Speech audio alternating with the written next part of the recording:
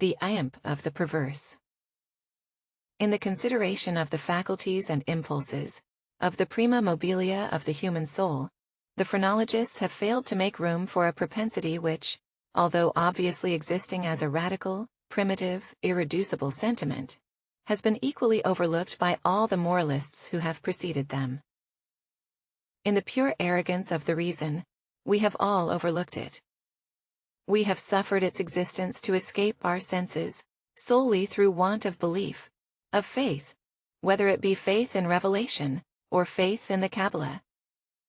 The idea of it has never occurred to us, simply because of its supererogation. We saw no need of the impulse, for the propensity. We could not perceive its necessity. We could not understand, that is to say, we could not have understood, had the notion of this primum mobile ever obtruded itself. We could not have understood in what manner it might be made to further the objects of humanity, either temporal or eternal. It cannot be denied that phrenology and, in great measure, all metaphysicianism have been concocted a priori. The intellectual or logical man, rather than the understanding or observant man, set himself to imagine designs, to dictate purposes to God. Having thus fathomed, to his satisfaction, the intentions of Jehovah, out of these intentions he built his innumerable systems of mind. In the matter of phrenology, for example, we first determined, naturally enough, that it was the design of the deity that man should eat. We then assigned to man an organ of alimentiveness, and this organ is the scourge with which the deity compels man, will-I-nil-I, into eating. Secondly, having settled it to be God's will that man should continue his species, we discovered an organ of amativeness forthwith. And so with combativeness, with ideality, with causality, with constructiveness, so, in short, with every organ, whether representing a propensity, a moral sentiment, or a faculty of the pure intellect. And in these arrangements of the principia of human action, the Spurzheimites, whether right or wrong, in part or upon the whole, have but followed, in principle, the footsteps of their predecessors, deducing and establishing everything from the preconceived destiny of man, and upon the ground of the objects of his Creator. It would have been wiser, it would have been safer, to classify, if classify we must, upon the basis of what man usually or occasionally did, and was always occasionally doing, rather than upon the basis of what we took it for granted the deity intended him to do.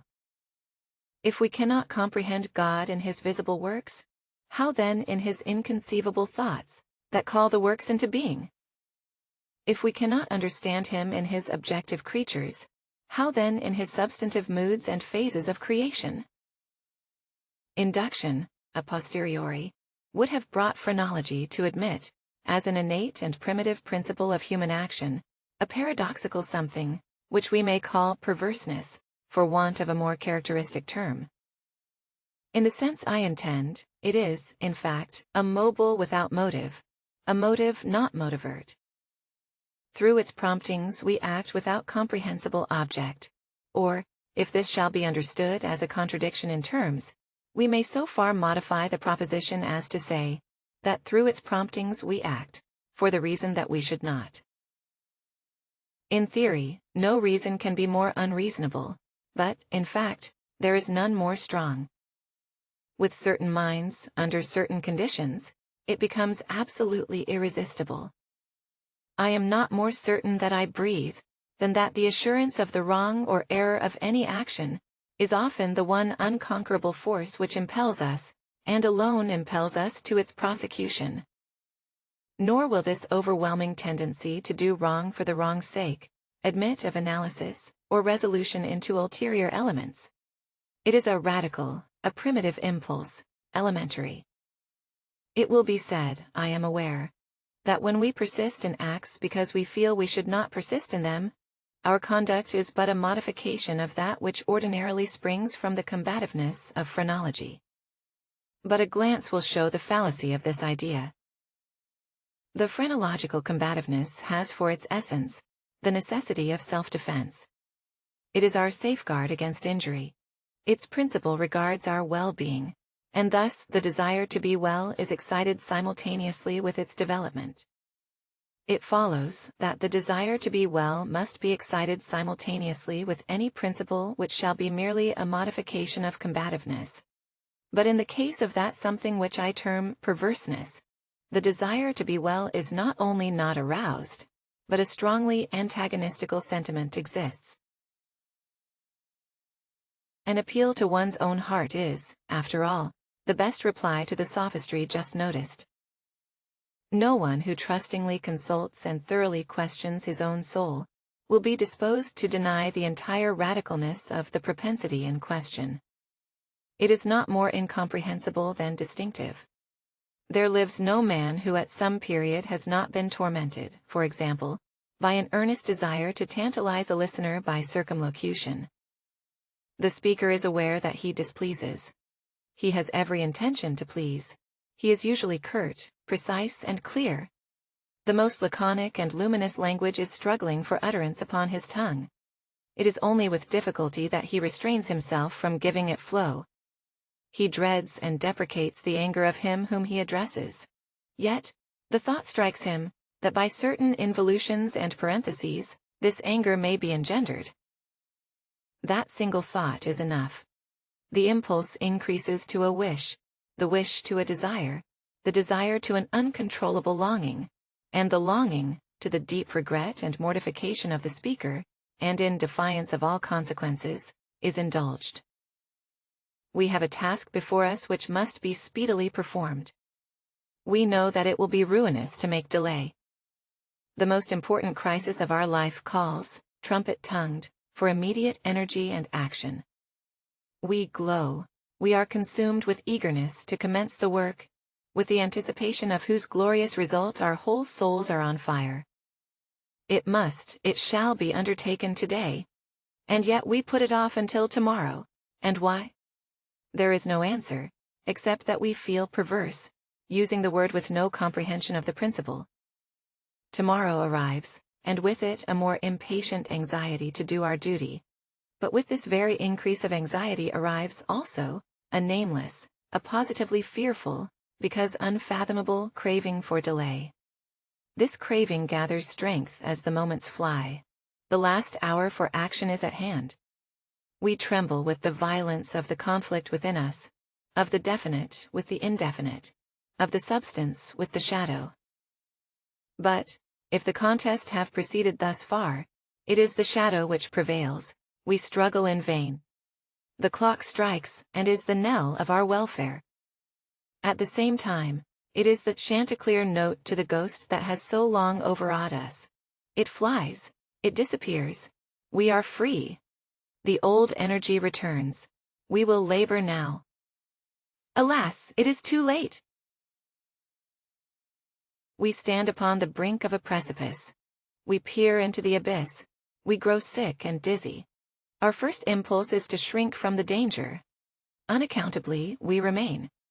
By slow degrees, our sickness and dizziness and horror become merged in a cloud of unnameable feeling.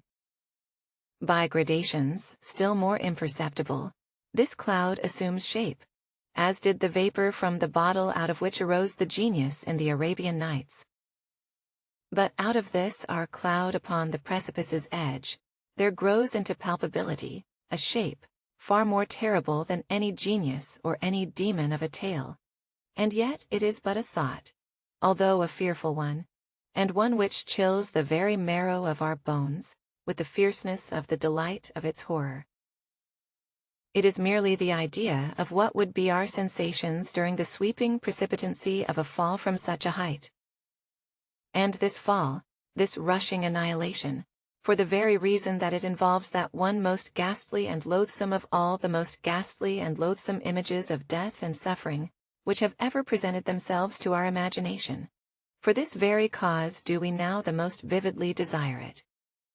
And because our reason violently deters us from the brink, therefore do we the most impetuously approach it. There is no passion in nature so demoniacally impatient as that of him who, shuddering upon the edge of a precipice, thus meditates a plunge. To indulge for a moment in any attempt at thought is to be inevitably lost. For reflection but urges us to forbear, and therefore it is, I say, that we cannot. If there be no friendly arm to check us, or if we fail in a sudden effort to prostrate ourselves backward from the abyss, we plunge and are destroyed. Examine these similar actions as we will, we shall find them resulting solely from the spirit of the perverse. We perpetrate them because we feel that we should not. Beyond or behind this there is no intelligible principle, and we might, indeed, deem this perverseness a direct instigation of the archfiend, were it not occasionally known to operate in furtherance of good.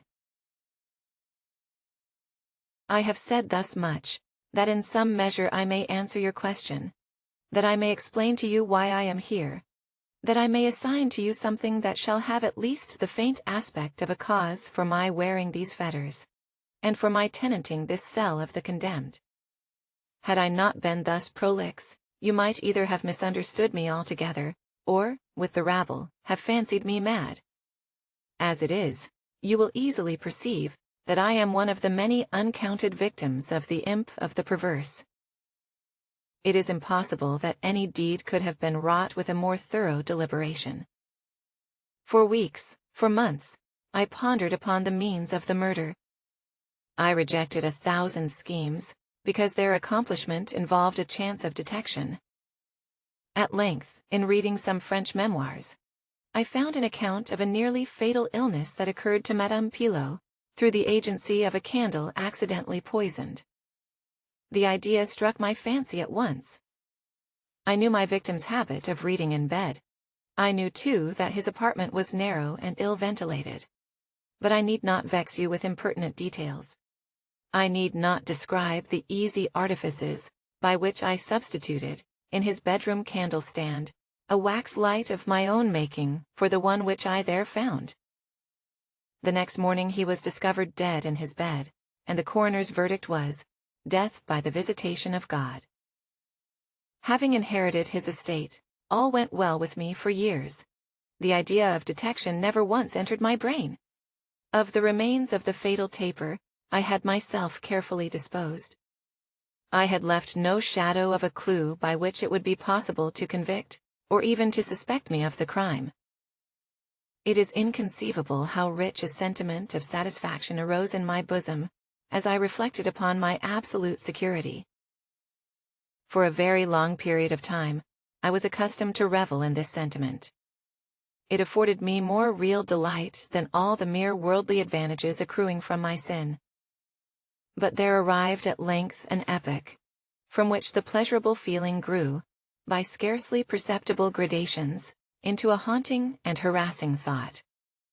It harassed because it haunted. I could scarcely get rid of it for an instant. It is quite a common thing to be thus annoyed with the ringing in our ears, or rather in our memories, of the burthen of some ordinary song, or some unimpressive snatches from an opera. Nor will we be the less tormented, if the song in itself be good, or the opera air meritorious. In this manner, at last, I would perpetually catch myself pondering upon my security, and repeating in a low undertone, the phrase, "I am safe." One day, whilst sauntering along the streets, I arrested myself in the act of murmuring, half aloud, these customary syllables. In a fit of petulance, I remodeled them thus: I am safe, yes, if I be not fool enough to make open confession. No sooner had I spoken these words, than I felt an icy chill creep to my heart. I had had some experience in these fits of perversity, whose nature I have been at some trouble to explain, and I remembered well that in no instance I had successfully resisted their attacks. And now my own casual self-suggestion that I might possibly be fool enough to confess the murder of which I had been guilty, confronted me, as if the very ghost of him whom I had murdered, and beckoned me on to death. At first, I made an effort to shake off this nightmare of the soul. I walked vigorously, faster, still faster. At length I ran. I felt a maddening desire to shriek aloud. Every succeeding wave of thought overwhelmed me with new terror, for, alas, I too well understood that to think, in my situation, was to be lost. I still quickened my pace. I bounded like a madman through the crowded thoroughfares. At length, the populace took the alarm, and pursued me. I felt then the consummation of my fate. Could I have torn out my tongue? I would have done it. But a rough voice resounded in my ears. A rougher grasp seized me by the shoulder. I turned. I gasped for breath. For a moment I experienced all the pangs of suffocation. I became blind, and deaf, and giddy. And then some invisible fiend, I thought, struck me with his broad palm upon the back. The long-imprisoned secret burst forth from my soul. They say that I spoke with a distinct enunciation, but with marked emphasis and passionate hurry, as if in dread of interruption before concluding the brief but pregnant sentences that consigned me to the hangman, and to hell. Having related all that was necessary for the fullest judicial conviction, I fell prostrate in a swoon. But why shall I say more? Today I wear these chains, and am here. Tomorrow I shall be fetterless. But where?